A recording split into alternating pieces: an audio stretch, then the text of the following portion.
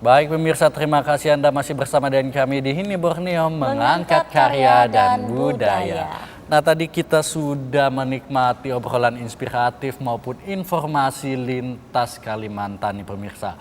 Dan saat ini kita juga akan menyajikan bagi Anda berbagai ragam kisah seputar Kalimantan, tentu saja hanya ada di dalam segmen Khas Borneo berikut ini.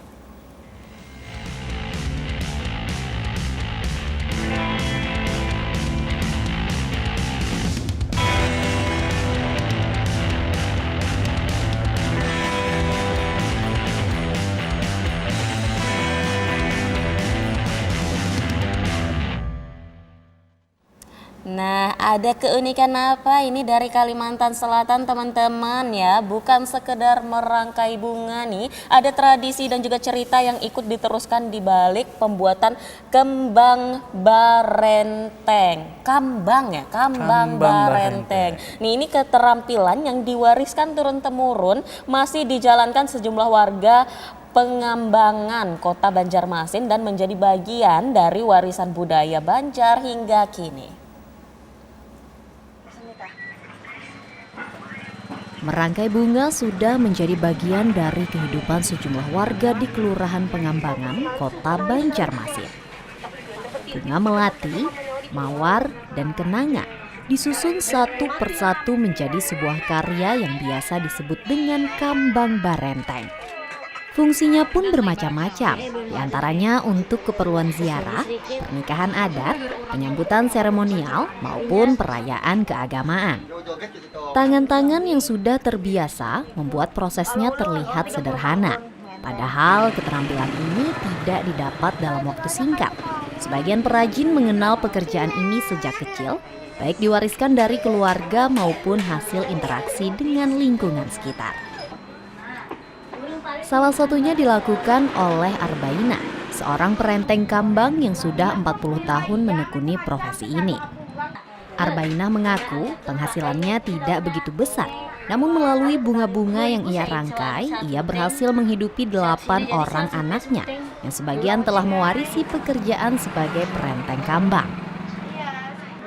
Puluhan tahun menjadi perenteng kambang, berbagai lika-liku telah Arbaina lewati. Mulai dari harga bunga yang fluktuatif akibat cuaca, perubahan selera pelanggan yang ingin lebih modern, hingga permintaan bunga yang tidak selalu ramai, khususnya di bulan Safar dan Ramadan. Namun pada akhirnya, rasa bangga selalu mengisi hati Arbaina setiap kali melihat hasil karyanya. Itu sudah berapa tahun nih yang merancang kembang itu? 40-an bisa ada Pak, kita 40-an juga ada. Umurku ke 55, nah waktu SD 7 tahun kelas 5 kalau aku ini mulai mulai kemas sampai ini siapa umurku Jepang. Itu dulu siapa yang melajari Cek? Aku ini belajar di wadah kawanku, nya mamanya sering jual kembang di sini mampir loh.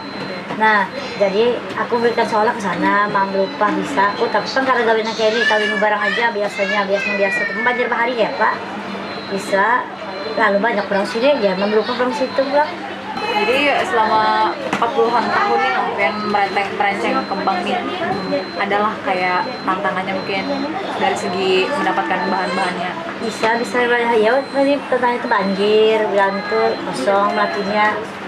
Maksa mah hadang sore kayaknya gerakan melatih kamu. Kambang barenteng bukan hanya tentang bunga yang dirangkai, tapi juga tentang keterampilan yang tumbuh bersama kehidupan masyarakat. Di Kelurahan Pengambangan, keterampilan ini terus dibawa dari orang tua kepada anak, dari generasi lama kepada generasi yang lebih muda, sehingga tradisi tidak hanya tinggal sebagai cerita masa lalu, tapi masih bisa dilihat dan dirasakan melalui tangan-tangan yang terus merangkainya hingga saat ini. Syifa Aziza, Halilur Rahman, TVRI Kalimantan Selatan. Ada cuma di pengantin, setelah lihat tidak senang kalau.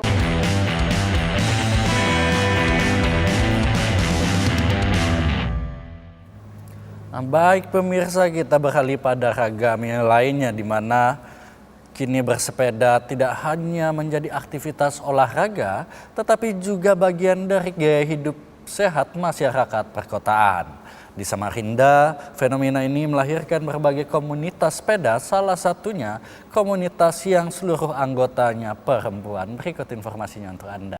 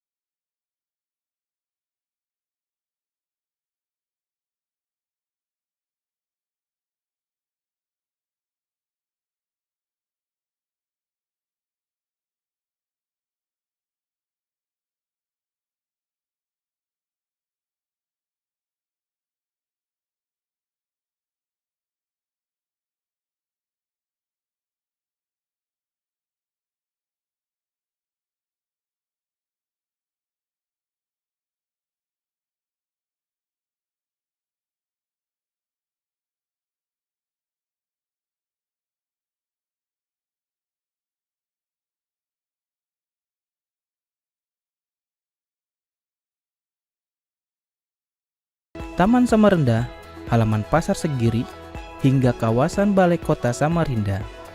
Dari titik itu, komunitas goes perempuan ini melanjutkan perjalanan dengan rute yang telah ditentukan. Aktivitas goes dilakukan secara rutin setiap Rabu dan Minggu sore. Rute yang dipilih tidak selalu sama sehingga memberikan suasana berbeda dalam setiap perjalanan.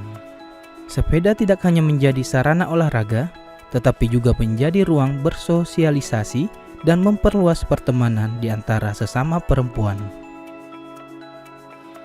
Banyaknya juga perempuan dan ibu rumah tangga ya, untuk meminimalisir supaya tidak ada terjadi fitnah. Jadi kan kita ini komunitasnya memang perempuan, mungkin ada nanti bisa didampingi dengan suaminya, tapi kan nggak banyak gitu loh. Jadi khusus memang nggak mengajak, nggak semuanya itu loh, ibaratnya ayo yang ini nggak, takutnya kan paksaan kan.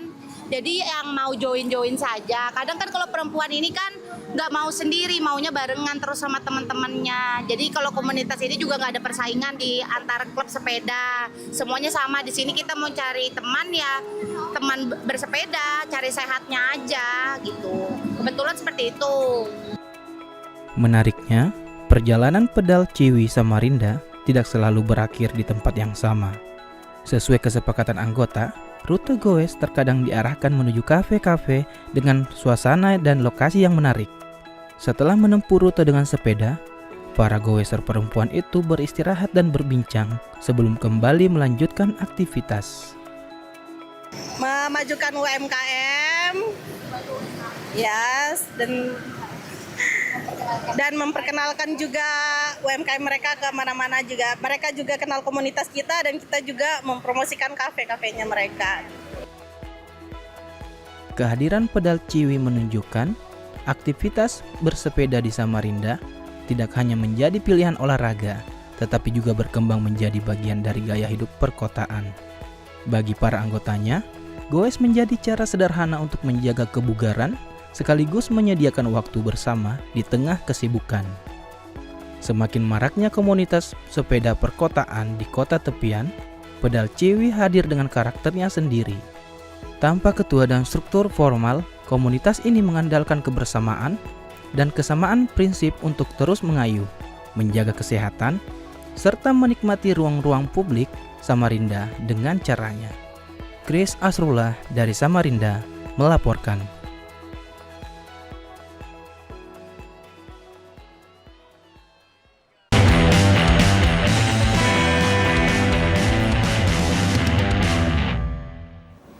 Iya pemirsa, habis sepedaan itu enaknya kita jalan-jalan ke Kabupaten Murung Raya nih, dimana di sana menyimpan pesona wisata alam yang menakjubkan dengan kekayaan budaya Dayak serta julukan sebagai negeri 1000 air terjun, dan ini menjadikannya sebagai surga bagi pecinta alam dan juga petualang.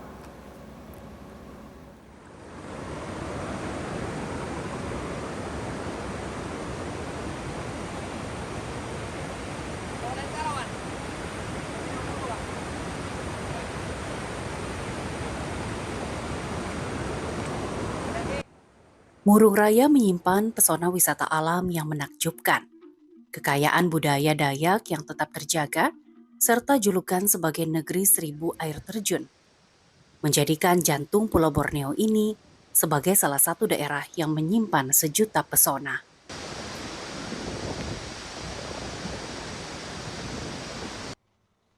Kabupaten Murung Raya merupakan wilayah paling utara di Provinsi Kalimantan Tengah, yang berbatasan langsung dengan Provinsi Kalimantan Timur dan Provinsi Kalimantan Barat.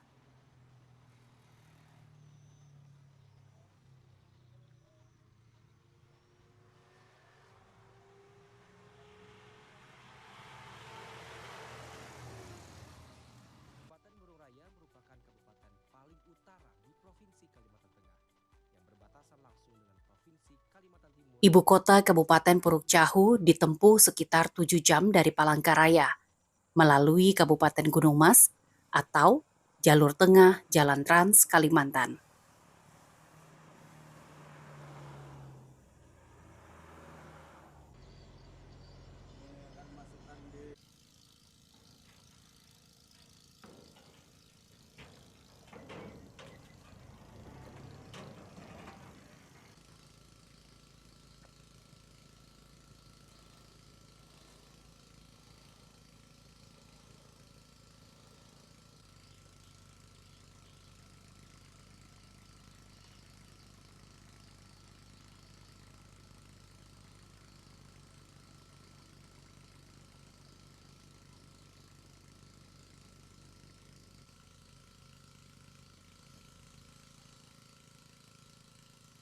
Murung Raya memiliki topografi berupa dataran rendah, perbukitan hingga pegunungan.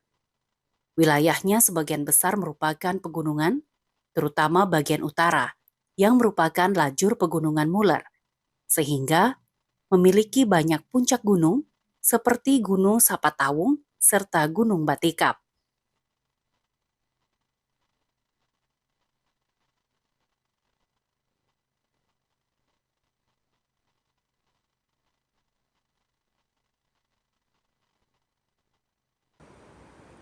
Kabupaten ini juga merupakan wilayah hulu daerah aliran Sungai Barito, yaitu Sungai Julai dan Sungai Murung. Sebagai tempat terdapatnya sumber air hulu Sungai Barito, tak heran, kabupaten yang berjuluk Tira Tangkabalang ini memiliki banyak air terjun seperti air terjun Liang Pandan. Air terjun Liang Pandan lokasinya yang berada di tengah kota Puruk Cahu, sehingga ramai dikunjungi baik masyarakat lokal hingga tamu dari luar. Air terjun Liang Pandan membentang Sungai Sanggarahan yang terletak di pusat kota Puruk Cahu.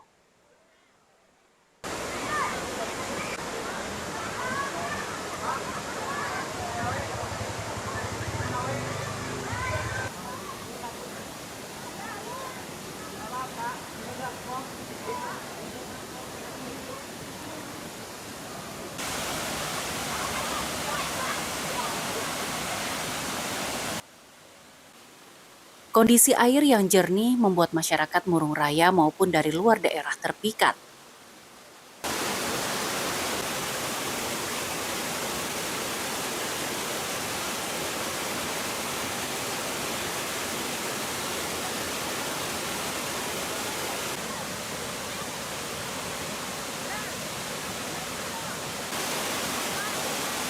Air terjun Liang Pandan memiliki ketinggian 3 meter dan merupakan anak Sungai Beriwit, membuatnya sangat indah dan mempesona untuk tempat rekreasi keluarga.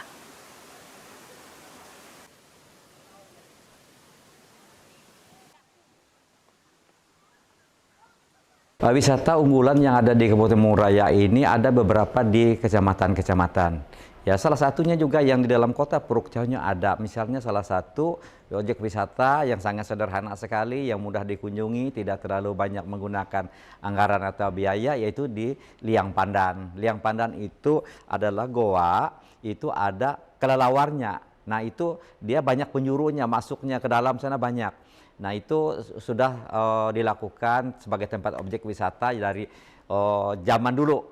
Dan di depannya juga ada air terjunnya, bukan air terjun, agak diam-diam seperti itu, ya pinggir sungai, panoramanya sangat bagus untuk tempat santai-santai. Itu yang dilakukan oleh masyarakat kita yang ada. Ini biayanya tidak terlalu mahal, dan di dalam kota juga ada pasir putih, tempat objek-objek wisata yang sangat sederhana, tetapi itu bisa juga untuk menyejukkan atau tempat kita membawa keluarga kita.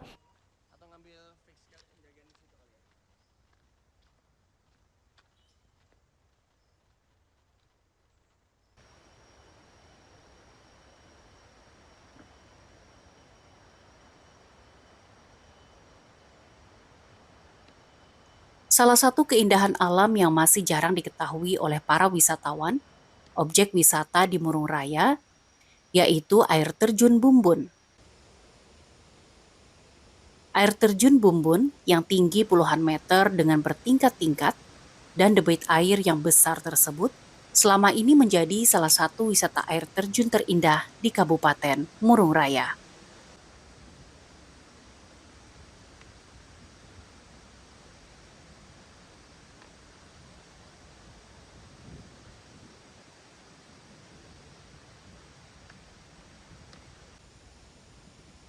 Air terjun Bumbun terletak di Desa Tumbang Olong II, Kecamatan Uut Murung, memiliki keindahan tersendiri.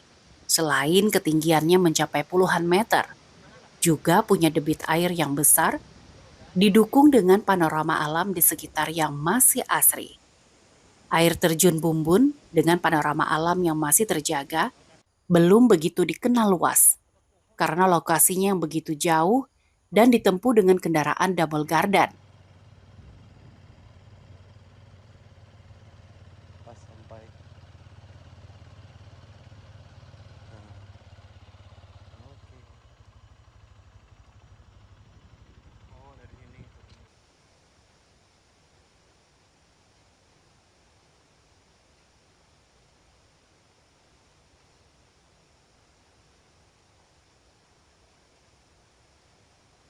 Dengan panorama alam sekitar yang sedap dipandang mata. Tentu, air terjun Bumbun bisa menjadi surganya para wisatawan, baik lokal maupun mancanegara, yang datang berkunjung ke Kabupaten Murung Raya.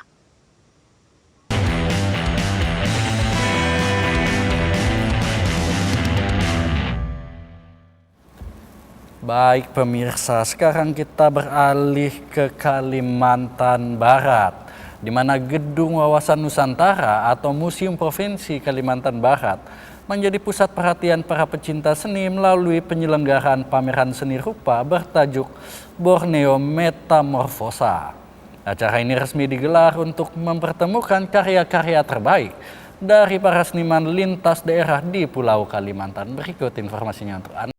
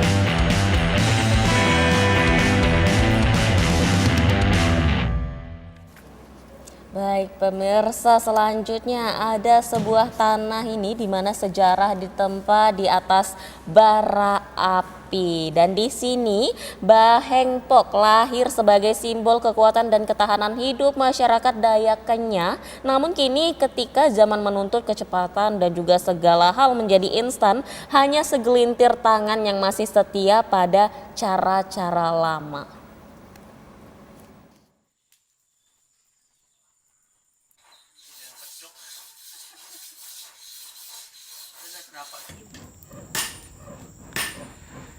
Kehidupan nomaden menjadikan Bahengpok sebagai belahan raga dalam memperkuat jiwa dan menjaga alam semesta.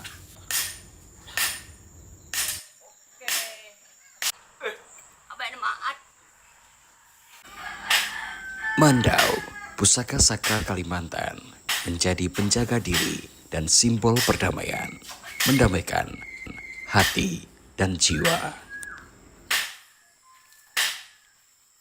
Namun, seiring berjalannya waktu, mempertahankan tradisi di tengah arus modernisasi menjadi sebuah tantangan antara hidup dan mati.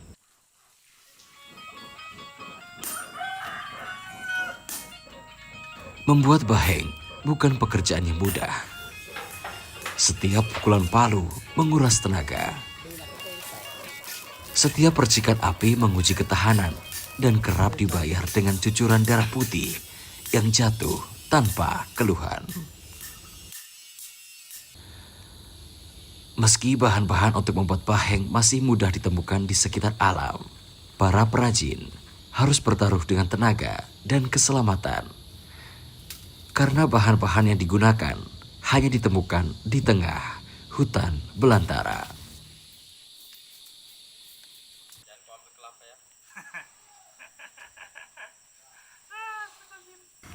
Setiap baheng adalah kisah perjuangan yang lahir dari tangan yang mencintai tradisi, melebihi cintanya terhadap dirinya sendiri. Pembuatan baheng telah menjadi bagian dari hidupnya. Meski tangan yang mulai gemetar, mata yang tak lagi setajam elang, namun api semangat itu tak pernah pudar. Tak pernah menyerah seperti bara yang terus menjaga warisan leluhur.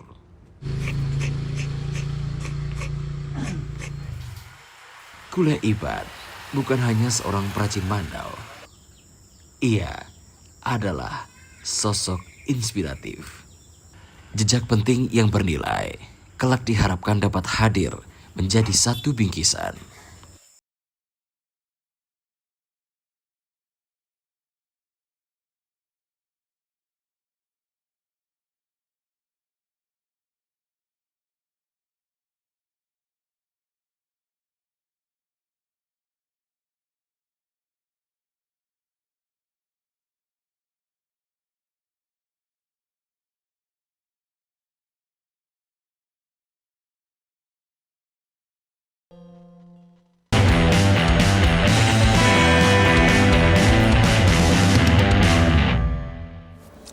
Wow, ketradisionalannya itu sangat terasa sekali bagaimana caranya membuat. Itu sepertinya tadi mandau ya. Betul. Parang-parang khas Dayak seperti itu masih ditempa secara manual. Betul banget Wow. Ina. Nah itu memang senjata khas milik masyarakat Dayak, secara khusus masyarakat Dayak Kenya yang digunakan untuk kebutuhan sehari-hari ini Ina.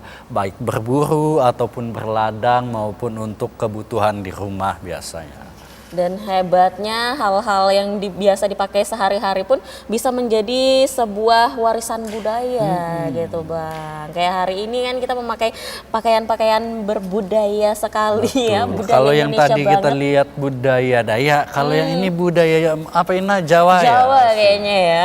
Ini sepertinya milik antara Jawa, Jogja ataupun ya pokoknya bagian Jawa deh gitu ya. Bagian Jawa gitu Kita ya. kurang tahu ya kalau masalah Jawa, tapi luar biasanya Indonesia itu beragam tapi tetap satu juga. Satu Benar Indonesia pokoknya serumpun lah, kita mau apapun agamanya, sukunya, budayanya tidak masalah karena kita adalah sebuah kesatuan, dan ini juga yang membuat kita menjadi negara Bhinneka Tunggal Ika. Wah, masih suasananya ya, masih 17-an Masih ya. 17, masih sisa berapa hari lagi di suasana kemerdekaan ini. Tentu saja kita bersatu karena kita berbeda. Bener banget, kalau nggak ada perbedaan kita nggak bisa bersatu ya. Benar lah. Nah itu dia teman-teman, ini Borneo yang kami hadirkan hari ini. Mulai dari kisah-kisah inspiratif dari para pengusaha lokal Kalimantan Utara sampai dengan informasi keunikan-keunikan dari Pulau Kalimantan yang kami sajikan secara langsung untuk teman-teman tentunya. Dan ini juga tidak akan berhenti hanya di hari ini, masih banyak lagi saat-saat kita akan bertemu dengan hal-hal baru lainnya, dengan kisah-kisah inspiratif lainnya. Jadi tetap saksikan ini Borneo, baik dari Kalimantan Utara dan juga pulau-pulau Kalimantan lainnya. Betul sekali, dan tidak terasa sudah pemirsa kami sudah menemani Anda sekitar 2 jam ya Ina ya. Benar banget. Dan akhir kata saya Jeff Horizon. Dan saya Ina Apriani undur diri dari hadapan Anda. Sampai jumpa dalam ini Borneo selanjutnya.